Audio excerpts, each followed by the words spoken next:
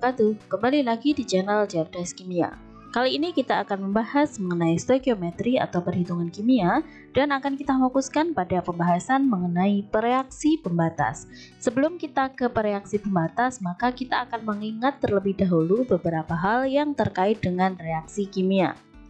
Di dalam suatu reaksi kimia, banyaknya pereaksi yang dibutuhkan maupun hasil reaksi yang diperoleh itu ditentukan berdasarkan koefisiennya.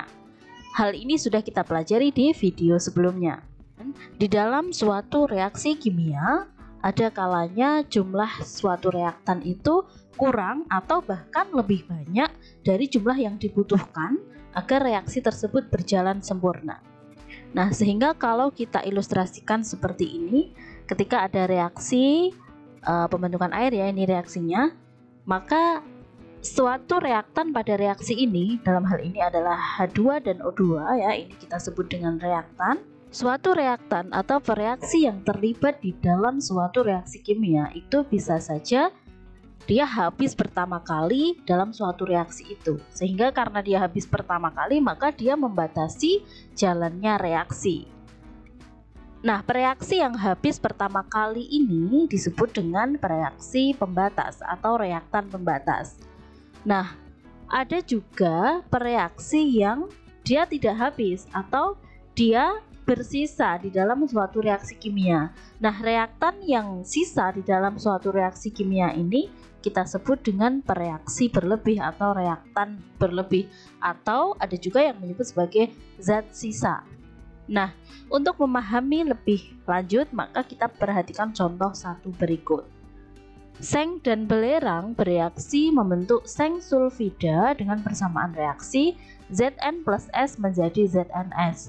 Jika 12 gram Zn dicampur dengan 6,5 gram S, A. Tentukan reaksi pembatasnya, B. Berapa gram ZnS yang terbentuk, dan C. Berapa gram sisa reaksinya. Jika diketahui ARZN sama dengan 65,4 dan ARS sama dengan 32. Nah, untuk menjawab soal berikut maka kita harus mengetahui stoikiometri reaksinya ya. Nah, kita tuliskan kembali persamaan reaksinya, yaitu ada Zn ditambah dengan S menjadi ZnS. Nah, kita tuliskan dahulu masing-masing zat jumlahnya berapa yang terlibat di dalam suatu reaksi ini. Di sini diketahui bahwa Zn-nya 12 gram ya, 12 gram bereaksi dengan 6,5 gram S ya, seperti ini. Nah, ingat bahwa di dalam suatu reaksi kimia itu kita tidak bisa menghitung stoikiometri reaksinya kalau masih bentuknya dalam gram atau dalam massa, sehingga ini harus kita ubah menjadi molnya. Nah, sehingga mol atau N itu sama dengan massa per AR ya. Masih ingat kemarin ya? Saya tulis di sini mol sama dengan massa per AR atau massa per MR. Nah, sehingga ini untuk mengetahui mol dari Zn, maka massa Zn yaitu 12 gram dibagi ARZN yaitu 65,4. Begitu pula untuk mencari mol S berarti 6,5 gram dibagi dengan ARS 32. Nah, ini ketemunya adalah yang Zn ini molnya ketemunya 0,183, kemudian yang S molnya ketemunya 0,203. Nah, kalau sudah ketemu mol masing-masing ini kemudian bisa kita reaksikan secara stoikiometris. Oke, kita kerjakan reaksinya di sini. Ada Zn ditambah dengan S menjadi ZnS. Zn-nya tadi berapa mol ini ya, molnya. Jadi ini ada mula-mula sebelum reaksi, kemudian ada bereaksi, dan selanjutnya ada sisanya berapa gitu ya. Oke, mula-mula Zn tadi ada 0,183 mol ya. Kemudian S-nya ada yang ini 0,203 mol. Nah, kemudian kalau sudah seperti ini berarti ZnS-nya kan belum terbentuk. Berarti ini 0 atau belum terbentuk. Kemudian untuk mengetahui mana reaksi yang habis atau mana reaksi yang habis, maka kita bisa membandingkan mana yang lebih kecil, itulah yang habis. Artinya kita bandingkan 0,183 dengan 0,203 itu kan lebih kecil yang 0,183, sehingga ini nanti habis ya. 0,183 ini lebih kecil, berarti yang bereaksi di sini adalah 0,183, yang kecil yang habis. Nah, untuk mengetahui berapa mol S yang bereaksi, maka kita pakai perbandingan koefisien. Nah, kebetulan ini koefisiennya sama-sama 1 ya. Di sini 1 itu nggak ditulis ya. Di sini juga 1, sehingga untuk mencarinya 1 per 1 kali 0,183. Atau ini molnya ini sama dengan molnya Zn yang bereaksi ya, 0,183 karena koefisiennya sama. Kemudian bagaimana dengan ZnS? Karena di sini koefisiennya juga 1, berarti sama dengan koefisiennya Zn maupun S, maka ini molnya adalah 0,183 karena koefisiennya sama. Dengan demikian kita bisa menghitung ya, untuk Zn berarti 0,183 dikurangi yang bereaksi 0,183, berarti ini habis ya. Kemudian untuk S-nya 0,203 dikurangi 0,183, ketemunya adalah 0,020. Kemudian ZnS ini berarti 0 ditambah, karena ini hasil ya, kalau hasil reaksi itu dijumlah ya, 0,183 ya, berarti ya 0,183. Nah, ini kita sudah tahu mol masing-masing zat yang bersisa. Kemudian kita bisa menjawab pertanyaan A, tentukan reaksi pembatasnya. Jadi reaksi pembatasnya tentu saja yang habis duluan berarti adalah Zn.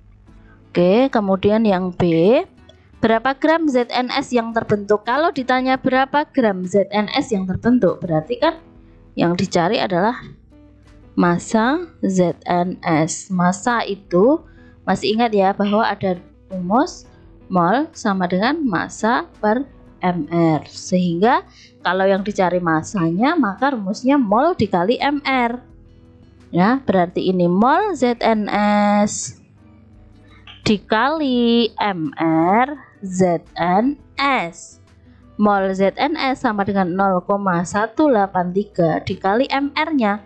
mr-nya itu berarti ARZN sama dengan 65,4, berarti 65,4 ditambah ARS sama dengan 32, berarti ini sama dengan 0,183 dikali 65,4 tambah 32, itu ketemunya 97,4, sehingga ini ketemunya jawabannya sama dengan 17,82 gram. Jadi massa ZnS yang terbentuk adalah 17,82 gram. Selanjutnya kita jawab pertanyaan yang C di sini ya. C, berapa gram sisa reaksinya? Ayo, zat sisanya di sini tadi sudah kita ketahui ya dari reaksi ini, berarti sisanya adalah S ya. Zat sisanya adalah S. Kalau ditanya berapa gram, berarti massa S sama dengan mol S dikali ARS ya. Ya, pakai rumus yang ini ya. Oke, mol S-nya 0,020 yang ini ya, dikali ARS 32, berarti jawabannya adalah 0,64 gram. Jadi zat yang bersisa itu masanya adalah 0,64 gram. Oke, mudah ya. Pada temperatur 150 derajat Celcius, emas bereaksi dengan gas klorin panas. Menurut persamaan reaksi, 2AU plus 3Cl2 menghasilkan 2AuCl3. Jika terdapat 10 gram emas dan 10 gram gas klorin pada suatu wadah tertutup dan dipanaskan sampai reaksi sempurna, tentukan A. reaksi pembatasnya, dan B. emas klorida yang dihasilkan dalam gram, di mana ArAu sama dengan 197 dan ArCl sama dengan 35,5. Oke, pada prinsipnya cara mengerjakannya sama dengan contoh 1 tadi. Hanya saja di contoh 2 ini kita lihat bahwa koefisien reaksinya tidak sama ya. Kalau di contoh 1 tadi kan koefisien reaksinya kebetulan 1 semua. Di contoh 2 ini koefisien reaksinya tidak sama. Nah, bagaimana cara mengerjakannya? Mari kita ikuti cara berikut ini ya. Untuk menjawab pertanyaan ini, maka kita tuliskan dulu yang diketahui ya. Jadi seperti tadi. Kita tuliskan dulu reaksinya. Menjadi 2AuCl3. Diketahui adalah 10 gram emas, berarti AU-nya ini adalah 10 gram. Dan diketahui juga 10 gram gas klorin, berarti gas klorinnya juga 10 gram. Ingat, massa itu tidak bisa kita gunakan dalam stoikiometri reaksi, sehingga ini harus kita jadikan dalam bentuk mol. Sehingga mol itu adalah massa per AR-nya. ArAU sama dengan 197, ArCl sama dengan 35,5 ya. Ini 10 per 197 ketemu 0,051. Kemudian 10 per 35,5 ketemunya sama dengan 0,282 mol. Nah, kalau sudah ketemu mol masing-masing zat, ini bisa kita tuliskan kembali reaksinya. Ya, dimana 2AU plus 3Cl2 menghasilkan 2AuCl3. Tulis dulu ya, ini adalah mula-mula, kemudian yang bereaksi, kemudian ini adalah sisanya. Oke, mula-mula 2AU-nya tadi adalah 0,051 mol. Kemudian Cl2-nya adalah 0,282 mol ya. Kemudian kalau yang AuCl3 kan belum terbentuk. Nah, kemudian kita harus mencari tahu berapa yang bereaksi. Nah, karena di sini koefisiennya tidak satu, sehingga untuk mengetahui mana zat yang habis, kita akan menghitung dengan cara membagi zat atau mol mula-mula ini dibagi dengan koefisiennya. Kemudian nanti kalau ketemu yang jumlahnya paling kecil, maka itulah yang habis. Nah, maksudnya begini, kita bagi dulu ya mol mula-mula dengan koefisien. Untuk AU 0,051 kita bagi dengan 2, ketemunya adalah 0,0255.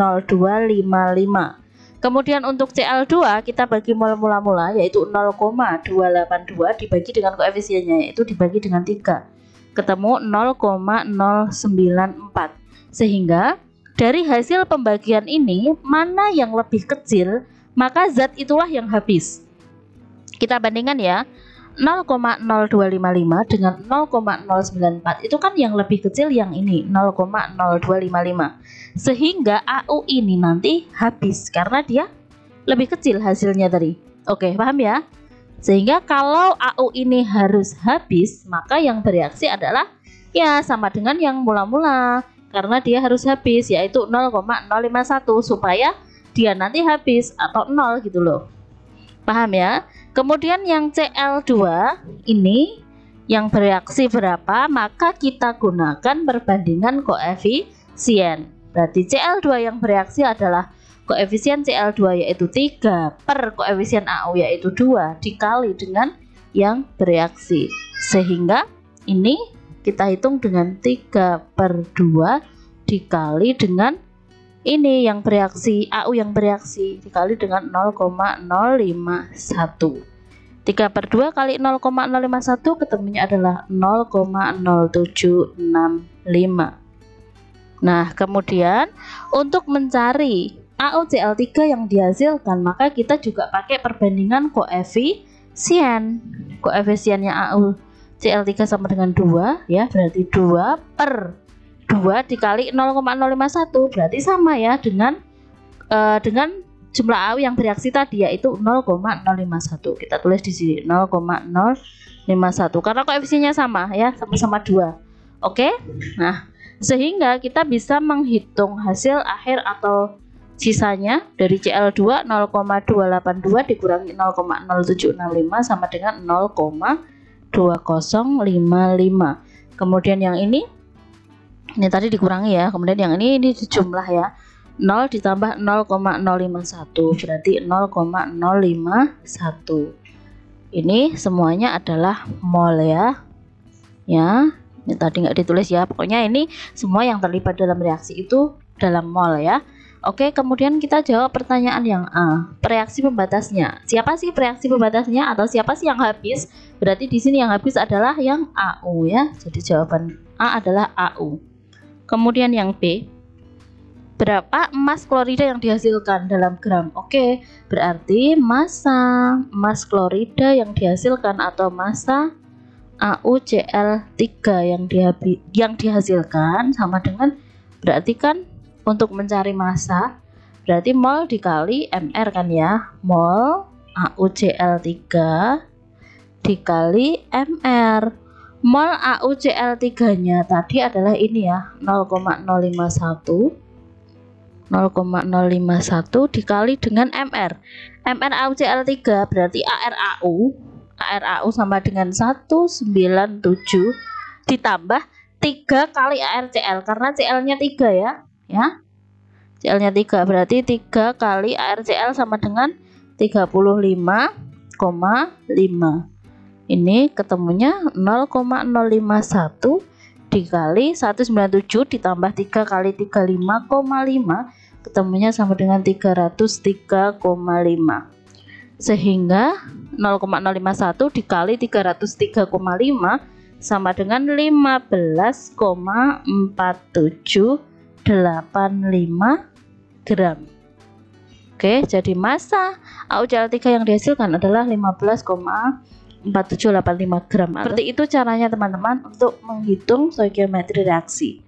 Sampai di sini dulu video kita. Selamat belajar dan wassalamualaikum warahmatullahi wabarakatuh.